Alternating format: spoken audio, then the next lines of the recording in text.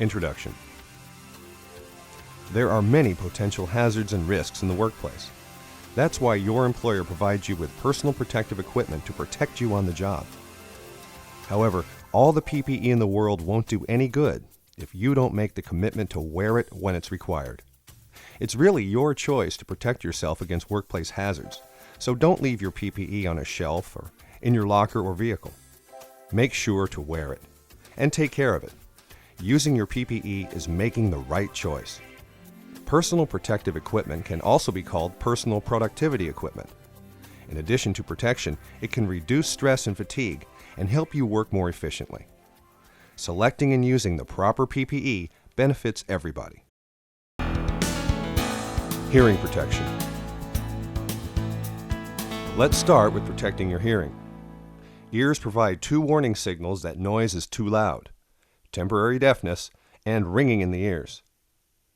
A relatively short exposure to a loud sound, such as a gunshot, may bring on temporary deafness. Sustained exposure to constant noise causes ringing in the ears or tinnitus. The first symptom of permanent hearing loss usually is an inability to hear high-pitched sounds. Speech and other sounds seem muffled.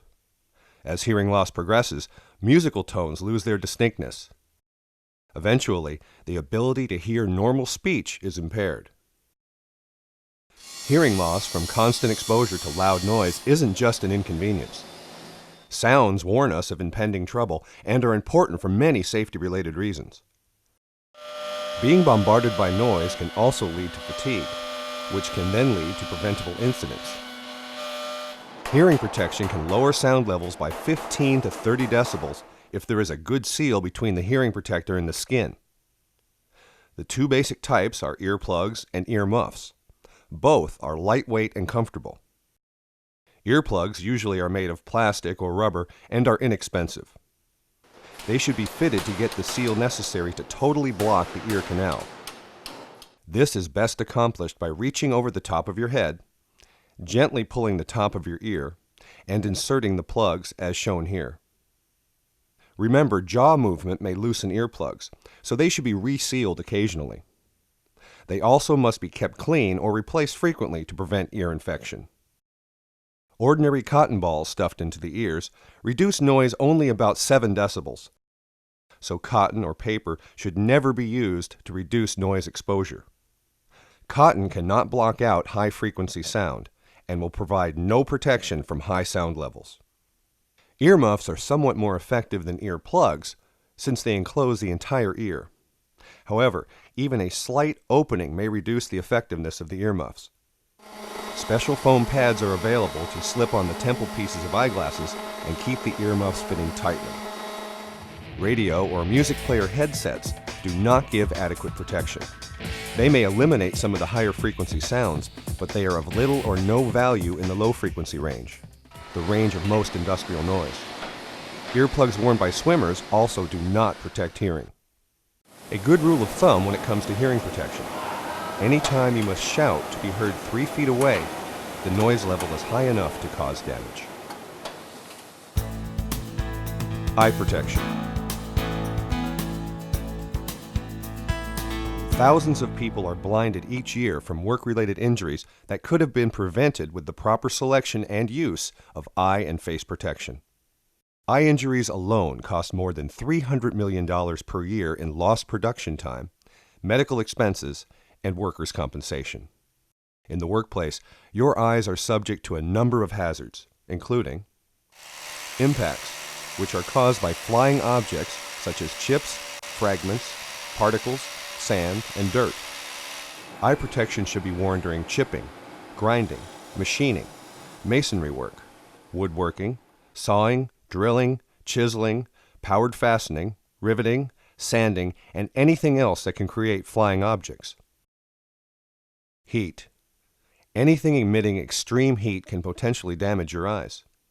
This can include furnace operations, pouring, casting, hot dipping, and welding. Chemicals. Hazards include splashes, fumes, vapors, and irritating mists. These can occur when handling acid and chemicals, during degreasing operations, plating, and even working with blood. Dust. Harmful dust can be caused by woodworking, buffing, and generally dusty conditions. Optical radiation, or radiant energy, glare, and intense light. Activities like welding, torch cutting, brazing, soldering, and laser work can cause these hazards. Eye protection comes in a wide range of safety glasses, goggles, and face shields. Specific hazards, such as welding or cutting operations, require specific types of eye protection. Your supervisor or trainer will inform you which eye protection to use for a particular job. If you have any questions, be sure to ask your supervisor or trainer. Your eyes are too important to take risks. In shop or manufacturing environments, it is best to wear eye protection at all times just to be safe. Sometimes a combination of eye protection is required. An example would be using safety glasses and a face shield when grinding. The safety glasses protect your eyes, and the face shield protects the rest of your face from flying objects. Any affected employees who wear prescription lenses while engaged in operations that involve eye hazards must wear eye protection that incorporates the prescription in its design, or wear eye protection that can be worn over the prescription lenses without disturbing the proper position of the prescription lenses or the protective lenses. Respirators. One of the biggest mistakes people make is using a dust mask in place of a respirator. Dust masks protect against dust and dust only. They are useless in protecting against harmful vapors or gases. For these hazards, a respirator is required. We don't have the time to fully explore the world of respirators, but here are a few basics. Respirators should be used for protection only when engineering controls have been shown to be infeasible for the control of the hazard, or during the interim period when engineering controls are being installed. There are different types of respirators for different types of hazards. Air purifying respirators have filters, cartridges, or canisters that remove contaminants from the air by passing the ambient air through the air purifying element before it reaches the user.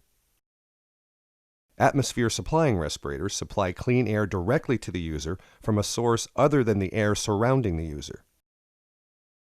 Particulate respirators capture particles in the air, such as dusts and some mists, but do not protect against gases or vapors. Combination respirators are normally used in atmospheres that contain hazards of both particulates and gases, and have both particulate filters and gas vapor filters. As you can see, there are different equipment-specific hazards. Additionally, respirators must be fit tested before use, which will be covered in detail by your supervisor or trainer. Filters and canisters must be changed or cleaned regularly. There also may be medical requirements or medical testing required before using a respirator. Respirators are vital equipment and shouldn't be taken lightly. Make sure you are trained and authorized before using any respirator. Gloves. Gloves protect your hands from rough or sharp parts or materials. They are made of a number of materials depending on the hazard. Generally speaking, gloves should be made of leather for use in industrial environments. However, when handling chemicals, leather gloves are a bad choice, since if soaked, they can hold the chemicals against your skin and cause contact dermatitis. Remember not to use gloves when using grinders, saws, or other moving equipment, as the glove can get caught and pull your hand into the danger zone. Hard hats and bump caps. Hard hats and bump caps are not one and the same. Hard hats are much sturdier and are used to protect against falling objects, tools, or impacts, while bump caps are just what the name implies. They protect from light bumps against materials or equipment. Generally speaking, hard hats should be worn at all times on construction sites. Bump caps are more common in plants and manufacturing facilities and should also be worn at all times in the work area. Always follow your company's procedures. Hard hats, bump caps, or any other PPE for that matter, should never be modified in any way. They should also be worn correctly with the bill facing forward. Report any defective, modified, or worn out hard hats or bump caps to your supervisor and get them replaced right away. Boots and shoes. In the workplace, boots or shoes should be leather-topped to offer some protection against light impacts and spills. No canvas or nylon shoes are allowed. Wear steel-toed shoes or boots if the work or your company requires them. Some jobs may require rubberized or waterproof footwear to protect your feet against chemicals or moisture. Soles of shoes and boots must be in good condition and have an adequate amount of tread to help prevent slips, trips, and falls. Wrap up. Although PPE is extremely important, do not rely upon personal protective equipment devices alone to provide protection against hazards. Use PPE in conjunction with machine guards, engineering controls, sound manufacturing practices, and common sense to reduce the chance of getting injured on the job. PPE is worth the extra time and effort. A little discomfort here and there is much better than the alternatives.